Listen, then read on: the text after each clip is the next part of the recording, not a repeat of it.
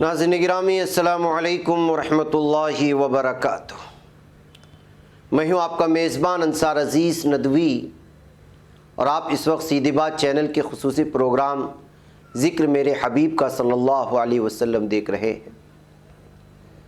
ناظرین گرامی، الحمدللہ آج ہم ذکر میرے حبیب کا پروگرام کی 130 نمبر کی قسط پیش کریں گے۔ ناظرین، گزشتہ قسط میں آپ نے دیکھا اور سنا تھا کہ کس طرح حضور اکرم صلی اللہ علیہ وسلم نے مر الزہران کے مقام پر رات میں آگ روشن کروائی، جسے دیکھ کر کس طرح دشمنان اسلام سکتے میں رہ گئے اور ان پر ہیبت طاری ہو گئی۔ پھر کس طرح ابو سفیان نے حضرت عباس رضی اللہ تعالیٰ عنہ کی مدد سے مصالحت کی کوشش کی۔ پھر کس طرح حضرت عمر رضی اللہ تعالیٰ عنہ نے انہیں قتل کرنے کی حضور سے اجازت چاہی۔ رسول خدا اور ابو سفیان کے درمیان ہونے والی گفتگو سے آج کی قسط کا ہم آغاز کرنے جا رہے ہیں۔ حضور اکرم صلی اللہ علیہ وسلم فرماتے ہیں، کیوں ابو سفیان، کیا اب بھی تم کو یقین نہیں آیا کہ خدا کے سوا اور کوئی معبود نہیں؟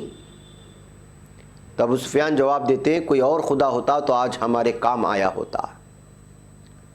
تو آپ صلی اللہ علیہ وسلم فرماتے ہیں، کیا اس بات میں کچھ شک ہے کہ میں خدا کا رسول ہوں؟ ابو سفیان نے کہا کہ اس میں قدر شبہ ہے۔ بہرحال حضور اکرم صلی اللہ علیہ وسلم کے چچا حضرت عباس رضی اللہ تعالیٰ عنہ نے ابو سفیان کی کمزور نفسیات کو سمجھتے ہوئے ترغیباً کہا کہ چھوڑو بھی، اب سیدھی طرح اسلام قبول کر لو۔ چنانچہ صبح تک مکے کا سب سے بڑا لیڈر حالات سے مجبور ہو کر اسلام کے دائرے میں داخل ہو چکا تھا۔ اسلامی کیمپ نے مکے میں فوج کے داخلے سے قبل اب حضرت ابو سفیان کو ایسے لطیف انداز سے حراست میں رکھا کہ اسے محسوس تک نہ ہوا۔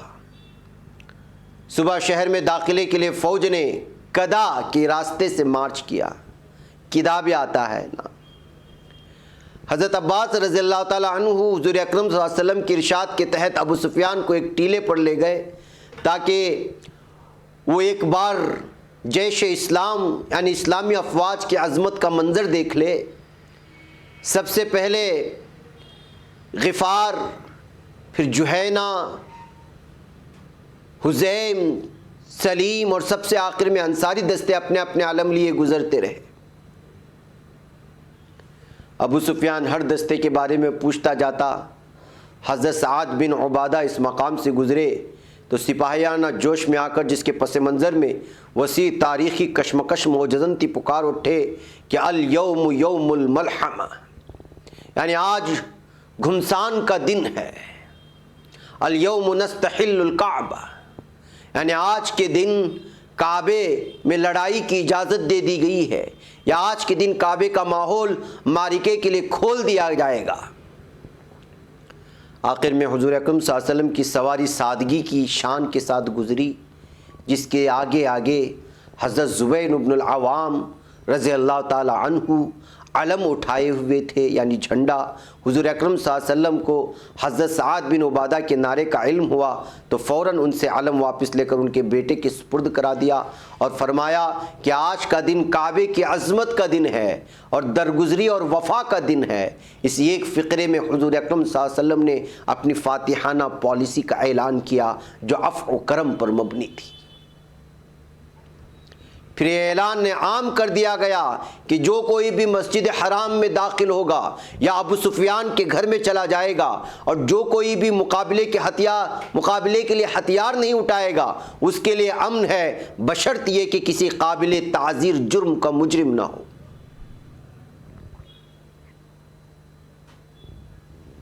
خود ابو سفیان ہی نے مکے میں آگے بڑھ کر اس اعلان کو بآواز بلند پکارا۔ یہ سن کر ہند بن عتبہ جو ابو سفیان کی زوجہ تھی، ہندہ، ان کی مونچھ کھینچ کر چلائی کہ اے بنی کنانہ، اس کمبخت کو قتل کر دو، یہ کیا بک رہا ہے؟ وہ گالیاں دیتی رہی، لوگ جمع ہو گئے۔ ابو سفیان نے کہا کہ اب ایسی باتوں سے کچھ حاصل نہ ہوگا، کیونکہ محمد مصطفیٰ صلی اللہ علیہ وسلم کا مقابلہ کرنے کی تاب اب کسی میں نہیں۔ جب شہر میں حضور اکرم صلی اللہ علیہ وسلم کا داخلہ ہوا تو دنیا بھر کے فاتحین کے برعکس سر مارے عجز کے خدا کے سامنے اس طرح جھک رہا تھا کہ پیشانی کجاوے کو چھو رہی تھی اور زبان سورہ فتح کی تلاوت میں مصروف تھی۔ کجاوا یعنی کہ اونٹ پر جو بیٹھنے کے لیے رکھا جاتا ہے۔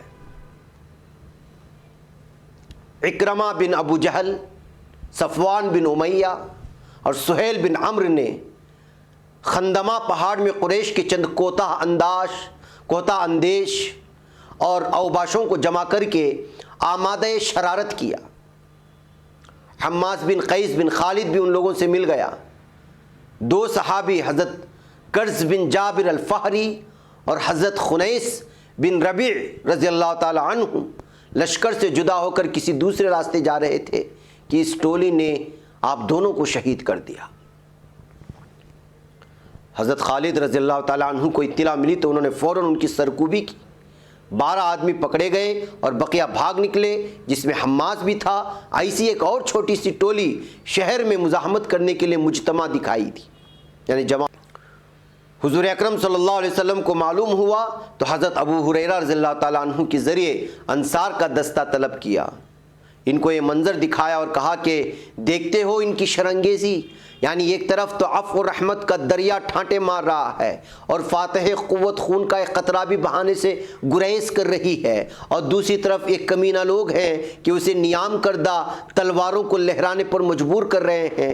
حکم دیا کہ مزاحمت کرے تو ان کا پوری طرح صفایا کر دیا جائے۔ ابو سفیان کو نبی اکرم صلی اللہ علیہ وسلم کے اس حکم کی اطلاع ہوئی تو وہ دوڑے پہنچے اور التماس کیا، یا رسول اللہ صلی اللہ علیہ وسلم، قریش پہلے ہی تباہ ہو چکے ہیں، ایسا نہ ہو کہ ان کا نام و نشان ہی دنیا سے مٹ جائے۔ ہلکی سی مزاحمت کے بعد اشرار مار کھا کر کے بکھر گئے تھے۔ حضور اکرم صلی اللہ علیہ وسلم کے اس عفو و کرم کو دیکھ کر انصار میں بعض لوگوں نے ایک چیغ گوئیاں پھیلائیں کہ آخر آپ صلی اللہ علیہ وسلم پر اپنی قوم اور اپنے وطن کی محبت غالب آ ہی گئی۔ دراصل انہیں اندیشہ ہوا کہ کہیں محسن انسانیت صلی اللہ علیہ وسلم ان سے جدا ہو کر اب مکہ والوں میں نہ رہنے لگے اور وہ اپنی محبوب ہستی محمد مصطفیٰ صلی اللہ علیہ وسلم کے قرب سے محروم ہو جائیں۔ آپ نے ان سے خطاب کیا اور فرمایا، خدا کی قسم ایسا نہیں ہے، میں خدا کا بندہ اور اس کا رسول ہوں، میں نے خدا کی طرف اور تمہاری طرف ہجرت کی، اب میرا جینا مرنا تمہارے ساتھ ہے۔ انصار پر رقت طاری ہو گئی اور انہوں نے معذرت طلب کر لی اور خدا اور رسول اللہ صلی اللہ علیہ وسلم نے ان کی معذرت قبول کی۔ لوگوں نے حضور اکرم صلی اللہ علیہ وسلم سے دریافت کیا کہ شہر میں قیام کہاں فرمائیں گے؟ آیا اپنے آبائی مکان میں؟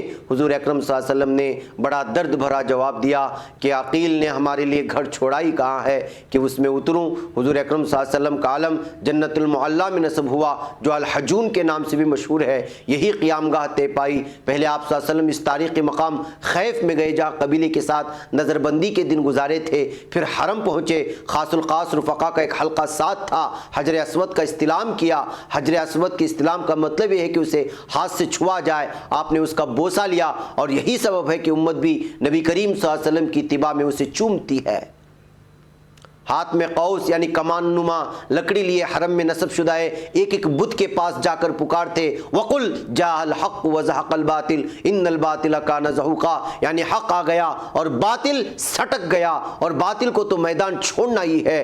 بنی اسرائیل کی ایک 80ویں آیت ہے، قوس کے اشارے سے ایک ایک بت گر گیا، پھر کعبے کی کنجی منگوا کر دروازہ کھلوایا، اندر حضرت ابراہیم علیہ السلام اور اسماعیل علیہ السلام کی تصویریں بنی ہوئی تھی، ان کے ہاتھوں میں پانسے کے تیر دکھائے گئے تھے، ان کو مٹانے کا حکم دیتے ہوئے فرمایا خدا کفار کو غارت کرے۔ یہ دونوں خدا کے پیغمبر تھے اور انہوں نے جوا کبھی نہیں کھیلا تھا۔ بعد میں آپ صلی اللہ علیہ وسلم کے حکم سے وہ تمام اصناف بھی توڑ ڈالے گئے جو مدتوں سے آس پاس نصب تھے۔ پھر آپ صلی اللہ علیہ وسلم نماز و ذکر میں مصروف رہے، مسجد کے سامنے ہجوم عام جمع تھا اور لوگ اپنی قسمت کا فیصلہ سننے کے لیے مضطرب تھے، پریشان تھے۔ ان سے آپ صلی اللہ علیہ وسلم نے خطاب فرمایا جس کا ترجمہ یہ ہے کہ یہ خدا کے سوا کوئی الہ نہیں، اس کا کوئی شریک نہیں، اس نے اپنا وعدہ سچا کر دکھایا، اس نے اپنے بندے کو مدد دی، اسی اکیلے نے تمام لشکروں کو شکست دی۔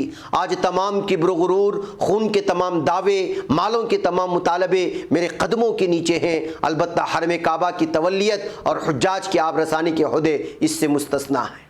اے قریش، اب خدا نے تمہاری جاہلیت کے غرور اور نسب کے فخر کو مٹا دیا ہے۔ تمام انسان آدم کی اولاد ہیں اور آدم مٹی سے پیدا کیے گئے۔ پھر قرآن کی سورہ حجرات کی آیت نمبر 13 کی تلاوت فرمائی، جس کا ترجمہ ہے، لوگوں میں نے تم کو ایک مرد اور ایک عورت سے پیدا کیا اور تمہیں قبیلوں اور خاندانوں میں اس لیے تقسیم کیا ہے کہ تم باہم دیگر پہچانے جاؤ، لیکن خدا کے نزدیک وہی معزز ہے جو پرہیزگاری میں پیش ہو۔ بلا شک اللہ دانا اور باخبر ہے۔ پھر ایک قانون اعلان کیا جس کی تفصیلات انشاءاللہ ہم اگلی قسط میں آپ کی خدمت میں پیش کریں گے، اور یہ سلسلہ جاری رہے گا۔ یہاں وقت ہو چلا ہے، مجھے اجازت دیں۔ السلام علیکم ورحمۃ اللہ وبرکاتہ۔